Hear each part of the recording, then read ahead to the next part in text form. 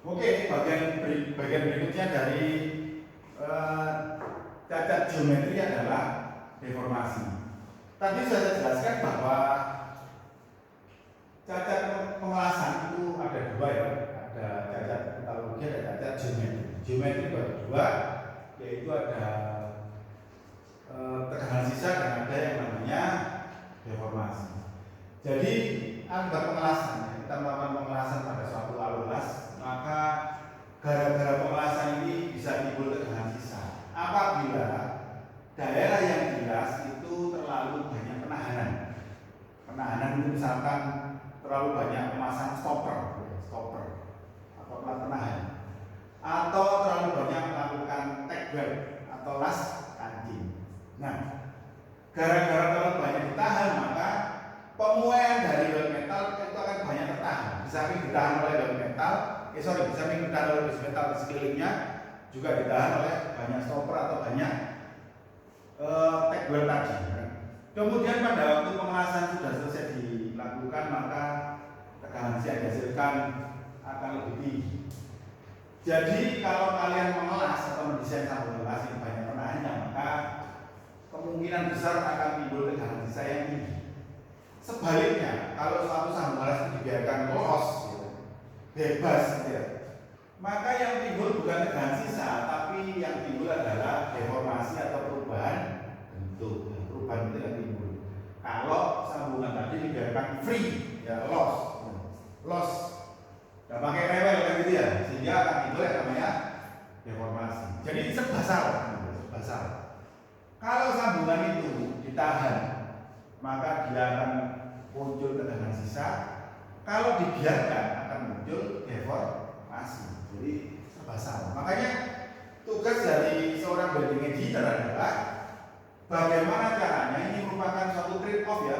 Trade off itu ya tawar menawar gitu ya. Kalau saya melakukan penahanan, ya penahanan jangan banyak-banyak gitu ya. Supaya apa? Nanti kalau timbul tegangan sisa itu tidak banyak-banyak. Atau kalau timbul deformasinya tidak terlalu besar dan masih masuk di dalam batas toleransi yang diizinkan. Nah, ini adalah pengaruh dari pengelasan. Jadi perlu kalian ingat ya, pengaruh pengelasan ada dua.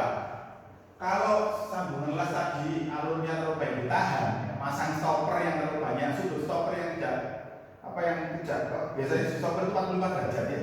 Kalau sudut stoppernya itu 90 derajat, 90 derajat, maka yang akan timbul yang namanya penahanan berlebihan. Kemudian penahanan tadi akan menimbulkan tegangan sisa. Tapi kalau di sambungan dibiarkan tanpa diikat atau dikancing, maka timbul deformasi. Nah, ini adalah faktor-faktor yang menimbulkan terjadinya deformasi.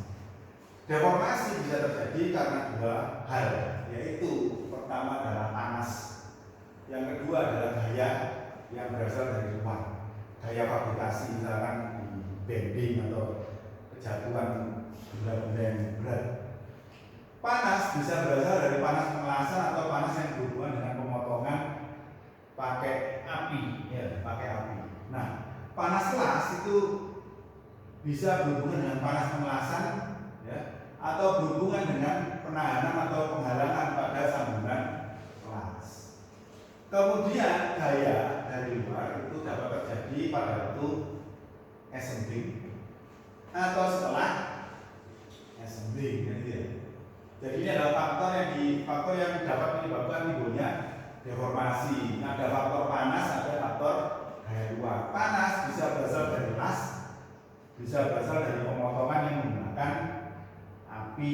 Kalau gaya luar ya, bisa berasal dari pekerjaan assembling dan bisa berasal dari sesuatu yang dilakukan setelah dia assembling. Nah, ini adalah prinsip terjadinya suatu deformasi karena pengelasan. Jadi di gambar A, ya, kalian lihat di sini plat dalam kondisi sebelum dilas. Kemudian pada waktu B itu gambar B ini plat dipanaskan, tapi belum leleh. Pada waktu posisi C, ya, platnya dipanaskan dan sudah leleh. Akibat adanya pemanasan ini, maka daerah yang dipanaskan itu akan memuai. Jadi ini memuai. Jadi volumenya besar karena logam cair, volumenya besar dia memuai. Sehingga deformasinya itu melengkung ke bawah, melengkung ke bawah. Oke, platnya menjadi debu. Pada waktu logam emas ini sudah dingin, maka bagian atas itu akan menyusut sehingga menarik base metal di kanan kirinya, sehingga menimbulkan apa? Menimbulkan deformasi yang arahnya ke atas, menimbulkan permukaan yang cekung. Jadi kalau saya gambar pada waktu jelas, ini pada jelas, maka plat atau pipa itu akan, ini gambarnya terlalu dibikin deformasinya besar supaya kalian jelas ini. Jadi ini deformasi gara-gara apa? Bagian atas ini volume logamnya banyak sehingga dia mendorong si tangan kirinya sehingga deformasinya ke arah bawah. Tapi setelah pas-pasan ini dingin, yang terjadi adalah sebaliknya.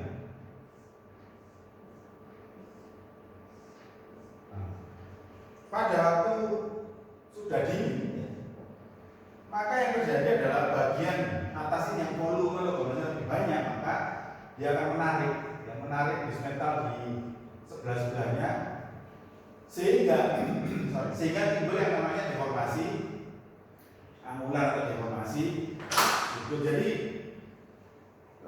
deformasi gara-gara pemanasan tiba-tiba platnya cekung begini ya, jadi cembung dulu pada panas, kemudian dia dingin, maka dia menarik base metal dengan ini sehingga berubah menjadi cekung permukaannya.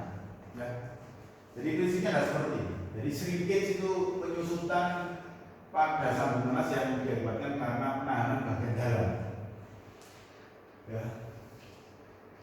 Jenis-jenis deformasi ada deformasi melintang, deformasi memanjang, perubahan deformasi kutil. Kemudian kalau dilihat dari sudut ini ada sambungan tumpul yang saya gambar di bawah sini. Ada sambungan sudut, lalu ada deformasi memanjang. Kalau pengelasannya panjang di dalam menerus, makanya pengelasan yang dalam menerus nanti terjadi deformasi atau deformasi flexur. Flexur itu berubah. Ini jenis-jenis deformasi. Nah, bagaimana cara kita mencegah terjadinya deformasi? Jadi, deformasi dapat dilakukan, pencegahan deformasi dapat dilakukan sebelum pengelasan. Bagaimana caranya? Ya, caranya adalah dengan meluruskan bagian-bagian yang akan disambung. Ya. Kemudian menggunakan metode yang benar sesuai dengan jenis material yang akan disambung. Kemudian menggunakan bentuk alun yang benar sesuai dengan ketebalannya. Ya, tentunya ini berhubungan dengan prosedur pengelasan, penyiapan prosedur pengelasan. Ya, preparing correct welding prosedur. Prosedur pengelasan di sini kan ada penggunaan kawat lasnya, spesifikasinya berapa, kemudian proses pemanasan atau preheat harus dilakukan berapa derajat suhunya. Dan kemudian melakukan pengelasan dengan mengerjakan welder yang terlatih atau skill. Ini sebelum pengelasan dimulai. Selama pengelasan, maka pengurangan tegangan sisa itu dapat, pengurangan deformasi ya, itu dapat dilakukan dengan mengurangi heat input. Ya. Heat input dapat dilakukan dengan mengurangi menggunakan bentuk alun yang sesuai heat input. Ya. Kemudian urutan pengelasan tadi. Kemudian mengurangi deposit metal, ini ada urusannya dengan heat input, ada hubungannya dengan heat input. Menggunakan correct welding sequence, urutan pengelasan yang benar ini adalah hubungannya juga dengan heat input. Kemudian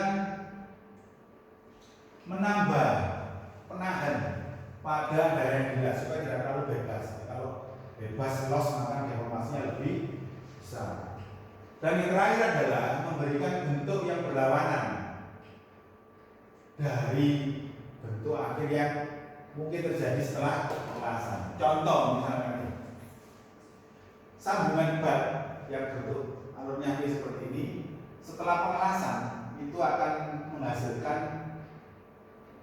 permukaan yang mengarah ke atas, ya, permukaannya yang cekung.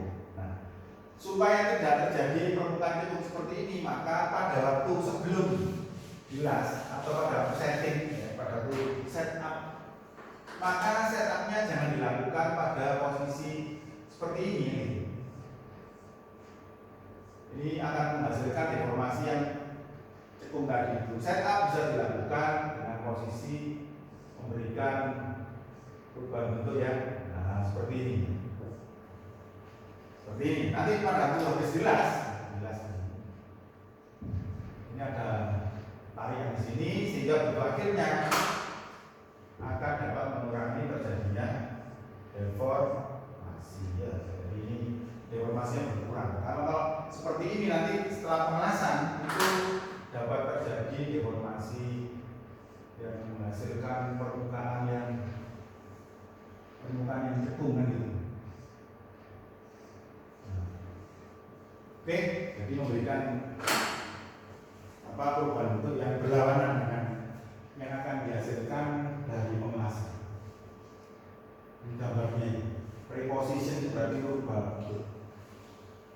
Perbaikan deformasi bisa dengan cara apa? Bisa dengan cara pelurusan pakai api ya, pelurusan thermal, atau dengan cara pelurusan mekanik atau mekanikal. Pelurusan thermal bisa dilakukan dengan local heating, ya, pemanasan lokal. Di sini jenisnya ada yang namanya spot heating atau line heating. Ya, ini cara untuk memperbaiki deformasi. Pemanasan titik ya, atau spot heating itu dapat dilakukan dengan pendinginan menggunakan water atau pendinginan menggunakan udara bebas atau still air, ya, udara bebas. Demikian juga dengan pemanasan garis atau line heating sama penggunaannya. Kemudian pelurusan thermal dapat dilakukan juga dengan cara pemanasan dan penekanan. Jadi sudah dipanaskan, sudah dibantu dengan dipres kan gitu ya. Gabungan antara pemanasan cepat dan pemanasan dan penekanan. Jadi intinya kalau di lapangan yang paling banyak digunakan adalah pemanasan setempat ini pakai api aja atau api digabung dengan dongkrak atau dijek. Kalau mechanical itu bisa dilakukan dengan cara pinning. Pinning itu ya tadi, ya, pemukulan itu tadi, pengerolan. Jadi ini tanpa pemanasan ya. Jadi pekerjaan dingin ya, cold walking, pekerjaan dingin. Penekanan, penempan atau pemukulan. Ya. Nah ini contoh untuk perbaikan deformasi dengan cara menggunakan api atau menggunakan flame. Ya. Jadi apabila suatu plat ya, mengalami deformasi dengan arah ini, yang putihnya adalah frame, ya. frame ya, atau penegar steamer. Ini platnya deformasi ke arah bawah ini, maka pemanasannya dilakukan dari arah bawah sini. Supaya apa? Ya supaya lurus gitu, ya. Oke. Kalau kalian melakukan pemanasan dari atas, maka plat ini tidak semakin lurus tapi semakin melengkung begini kan. Jadi bagian yang dipanaskan adalah bagian yang berbelok, yang permukaan ujungnya. Nah ini adalah pemanasan bagian klit, ya, plat alas kapal menggunakan pemanasan jenisnya spot yang titik-titik begini. Lalu pendinginannya dilakukan dengan menggunakan air. Ya. Air.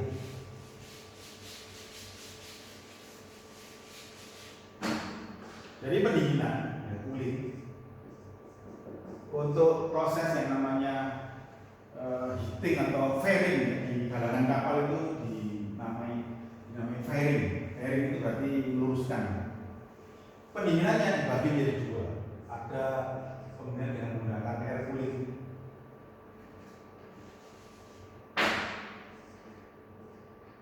Air atau udara. Kemudian ada pendinginan dengan menggunakan water atau air, water. Jadi pendinginan dilakukan dengan udara atau air. Ya. Kalau kalian melakukan pengawasan atau melakukan pemanasan dengan menggunakan api untuk memperbaiki daerah deformasi, lalu pendinginan dilakukan dengan udara bebas, ya, udara diam. maka suhu pemanasan tidak boleh kurang dari atau tidak boleh lebih dari 950 derajat Celcius. Jadi ini T suhu atau suhu api ya, harus kurang dari sama dengan 950 derajat Celcius gitu. Kalau menggunakan pendingin menggunakan udara. Tapi kalau pendingin menggunakan air seperti ini menggunakan air, ini airnya, maka T atau suhu, bukan suhu api ini, suhu pelat yang dipanaskan, suhu pelat yang dipanaskan itu. Jadi bukan suhu api tapi suhu pelat di sini, suhu pelat atau pipa. Tidak boleh lebih dari 650 derajat Celcius. Jadi ini perbedaannya. Ya, jadi kalau pendinginan dipakai udara, maka pemanasan itu dilakukan dengan suhu maksimum 950 derajat Celcius, lalu dibiarkan di ya normalizing kalau dari sisi dari pelajaran pelajaran heat treatment. Ya. Kalau pendinginan dengan menggunakan air, maka suhu pemanasannya tidak boleh lebih dari 650 derajat Celcius. Karena kalian harus ingat bahwa di pelajaran biometalurgi bahwa pemanasan pelat baja karbon lebih dari suhu 723 derajat Celcius akan menghasilkan fase yang tidak stabil, yaitu fase austenitik, yang kalau pendinginan dengan cepat maka bisa menghasilkan martensit atau bainit kan gitu. Nah, ini adalah jenis-jenis heating, ada line heating berbentuk garis, ada cross heating, ada spot heating. Kalau meluruskan profil yang bengkok pakai triangular heating, pakai segitiga ini dipanaskan nanti dia akan tertekuk ya. Jadi ya akan dipanaskan di bawahnya akan lurus tertekuk ke bawah ini. Jadi tertekuk ke sini. Ini adalah gambarnya. Untuk spot heating itu biasanya dilakukan di daerah-daerah yang tebal platnya tidak terlalu besar, misalkan 8 mm atau 6 mm gitu. Kalau line heating biasanya dipakai untuk memperbaiki deformasi yang luas ya kan, pada plat-plat yang lebih tebal. Ini akan saya jelaskan sebentar lagi.